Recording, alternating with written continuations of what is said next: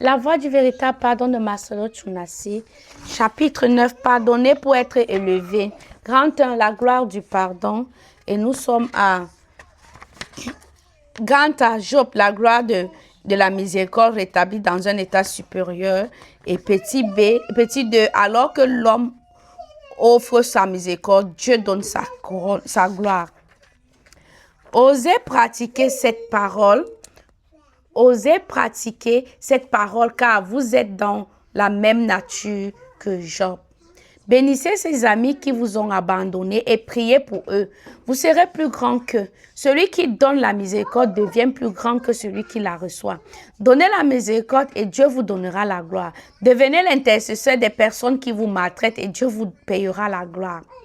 Vous n'êtes pas sans savoir que Satan n'aime pas que nous pardonnions parce qu'il sait que ce pardon produira la gloire et l'élévation.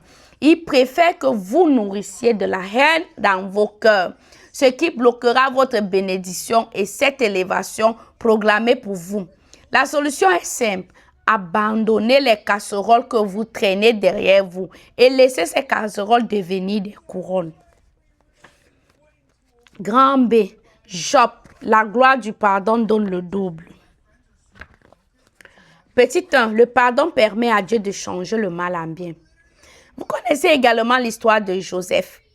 Parmi les enfants de Jacob, Joseph est celui qui a été doublement béni. Il est devenu plus grand que ses frères, plus grand que les chansons. Il est devenu premier ministre de l'Égypte et a reçu 2 parmi les 12 tribus d'Israël, Éphraïm et Manassé, alors que ses frères n'en ont reçu qu'une seule.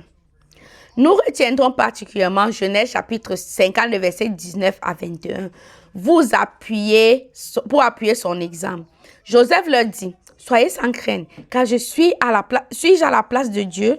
Vous aviez médité de me faire du mal. Dieu l'a changé en bien pour accomplir ce qui arrive aujourd'hui, pour sauver la vie à un peuple nombreux. Soyez donc sans crainte. Je vous entretiendrai,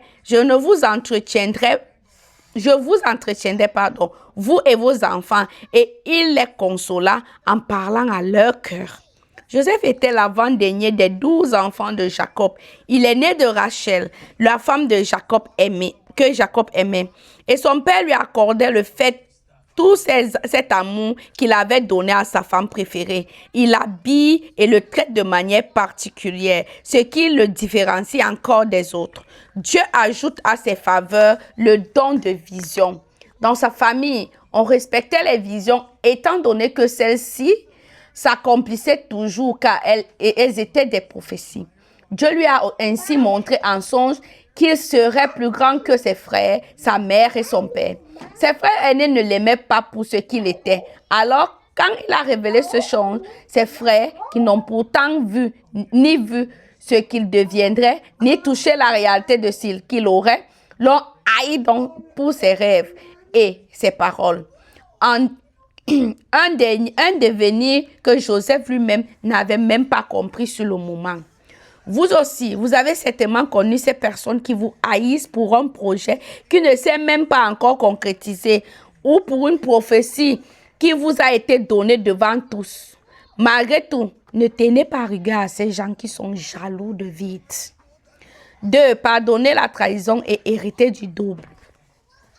Joseph est jeté dans un trou et ses frères le vendent à des Madianites qui le conduisent en Égypte pour le retrocéder comme esclave à Potiphar. Quand la femme de son maître vient pour le tenter, il refuse et se trouve en prison. Tout cela parce qu'au départ, ses frères l'ont haï à cause de l'amour de Jacob pour lui et pour les visions que Dieu lui avait données. Pourtant, le jeune Joseph ne leur avait jamais fait de mal, ni manqué de respect. Il aurait pu ruminer des projets de vengeance contre ses frères, mais il n'en a rien été. Dieu était avec lui dans cette tribulation et dans cette prison. Il en sort et il devient puissant, ministre de Pharaon. Pendant que Pharaon devient fort et à tout, ses frères deviennent faibles et n'ont rien. Pendant que Joseph devient fort et a tout, ses frères deviennent faibles et n'ont rien. Dieu les force à aller en Égypte pour obtenir de la nourriture. Une fois dans ce pays, celui qui leur offre cette nourriture n'est autre que Joseph. Il les voit, il les reconnaît, ce qui n'est pas le cas de ses frères. Cela donnait à Joseph toute la latitude pour se venger d'eux en les exterminant, sans même que Jacob ne soit au courant, ce qu'il ne fit pas. Au contraire, il en prit soin avant de se révéler à eux. Lorsque ses frères l'identifient enfin, ils se prosternaient à ses pieds et se reconnaissent eux-mêmes comme ses serviteurs. Et c'est ainsi qu'ils accomplissent la prophétie. Joseph leur pardonne leur acte et leur concède même une part dans ce qu'il était devenu. Selon lui, ils ont accompli le plan de Dieu pour sa vie. Il devait le vendre comme esclave afin qu'il puisse les précéder en Égypte, etc. Joseph fait venir ses frères, son père et tout le clan de Jacob et les installe à Goshen, où ils ont prospéré. Joseph a nourri les personnes qui l'ont rejeté, celles qui avaient projeté le tuer, celles qui ont annoncé sa mort à son père et l'ont fait pleurer son fils préféré alors qu'il était vivant. Il nourrit des grands frères jaloux. Il avait pardonné. Arrivé au crépuscule de sa mort, Jacob prophétisa sur chacun de ses enfants, leur révélant ainsi leur futur de géniteur de roi Juda et de sacrificateur de roi Lévi. Arrivé autour des enfants de Joseph, il prophétisa sur eux comme sur ses enfants.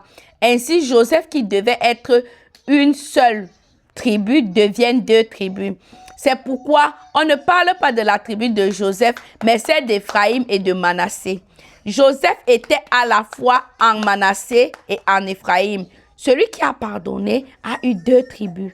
Même après sa mort, Joseph était plus grand que ses frères. La gloire du pardon donne le double. En outre, ses enfants égyptiens sont devenus Israël.